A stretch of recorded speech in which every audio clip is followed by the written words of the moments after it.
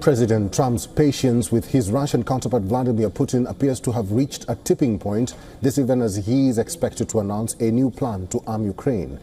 The US president has voiced his disappointment with Putin once again. He has hinted at tougher sanctions on Russia, promising to send more Patriot air defense systems to Ukraine. We will send them Patriots, which they desperately need, because Putin really surprised a lot of people. He talks nice and then he bombs everybody in the evening. So there's a little bit of a problem there, and I don't like it. But Putin is brushing aside President Trump's disappointment in him. In fact, he is pushing ahead in Ukraine with renewed intensity, having already priced in the possibility of new U.S. pressure. These are the images of Russia's overnight drone attack in Ukraine's Sumy and Mykolaiv.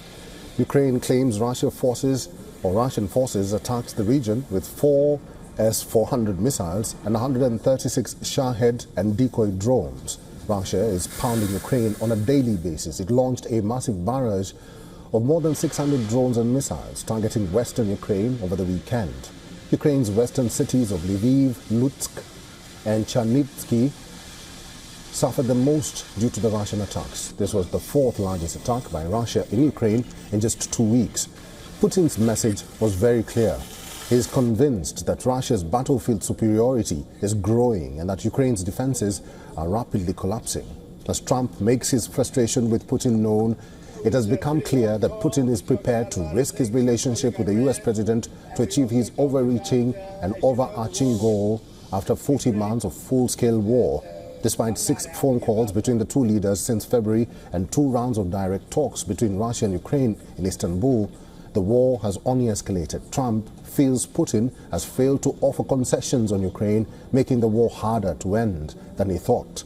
US sending weapons marks a major shift for Trump, who had so far said he would provide only defensive weapons to avoid escalating the conflict. Though he has not given the exact number of Patriots he plans to send to Ukraine, he says the United States will be reimbursed for their cost by the European Union.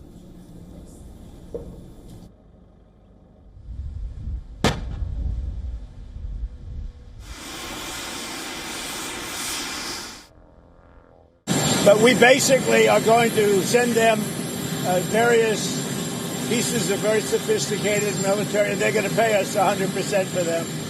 And that's the way we want it. And we've been trying to get that again. I don't think Biden ever asked for it. We're in for about $350 billion.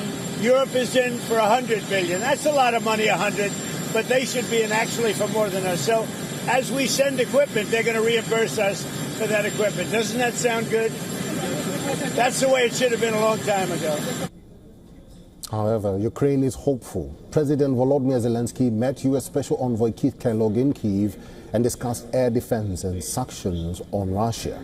The Ukrainian president also called for countries to aid its war efforts and urged U.S. leadership on confronting Moscow. We are thankful to President Trump for his all messages and very strong decisions about resuming deliveries for us, and we are thankful for bipartisan support. And of course, we had very good conversations in Hague, and we had with President, and we had very good phone conversation. We made some decisions very positive for both countries, and just now we spoke about air defense with General. As the world watches US's next move closely, it remains to be seen who blinks first, Trump or Putin.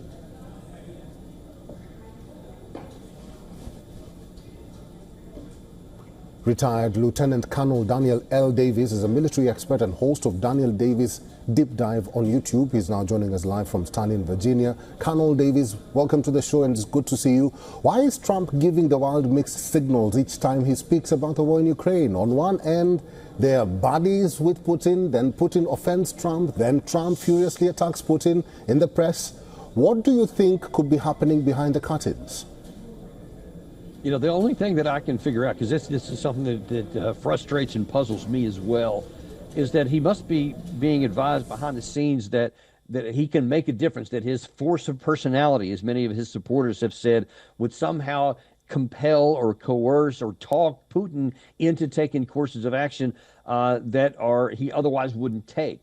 And this phone call on July the 3rd, I think, is a good example because according to the readouts from both sides, apparently President Trump asked again for an unconditional ceasefire, which the Russians said, no, we're not going to do that until all of our conditions are met and all the core causes of this war, the root causes, as they said, and we will not compromise on that. He's point blank and said it. And apparently that angered President Trump, and so he said, well, you're not interested in a peace deal. Well, the truth is the Russians do want a negotiated settlement, but they are only willing to do it on their terms because they have the military leverage to compel that. They don't have to have a negotiated settlement. They can just keep fighting and succeeding on the battlefield. You see they're doing it both on the front lines and in the air. And these JASSMs, these Patriot air defense missiles that we may give are not going to change any of that at the strategic level. It may add a little bit more pain to the Russian side. It will not change anything. So I don't understand why President Trump is making these claims because it's just not going to make any difference on the battlefield. Colonel Davis, Trump has threatened to issue sanctions to Russia. Putin is not scared or even moved by sanctions. In fact, he has said in the past those companies from the West who left are not welcome back. So in essence, will the American sanctions change the tide? Well, it depends on what kind of sanctions these are. At least what was signaled by Lindsey Graham on U.S. television yesterday, he's looking to pressure not necessarily Russia so much, but Russia's customers, China, India, Brazil, that he wants to level these huge sanctions or tariffs on these companies that countries that do business with Russia, especially with their energy and their petroleum products. That it looks like his idea is to put pressure on India, on China, et cetera, so that they don't buy the Russian oil, and ergo that Russia will indirectly be significantly impacted because they won't have money to keep going. That seems to be the theory. I just can't see that working because those are all BRICS members, and BRICS is already moving to at least provide a counterbalance economically to the Western world in the G7, et cetera, and their countries are actually more populous and bigger overall GDP. So I think that this could, if anything, backfire on the U.S. because it could cause more countries to say, I can't risk doing business with the United States or the West because they may sanction, so it may cause people to go more over there. I can't imagine any of those countries ever actually complying and giving in to economic pressure to leave Russia hanging. I just can't see that happening. So I think there's very little chance this works, and it could harm us even more. All right, Colonel Davis, I'm about to let you go, but I need a very quick answer to this one. What about the weapons that Ukraine is about to receive from the United States? Will that tip the scale of the war?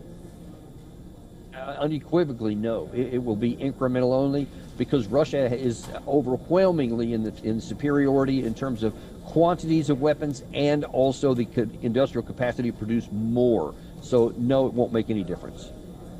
All right. Colonel Davis, good to see you. Thank you for talking to us today. Always my pleasure.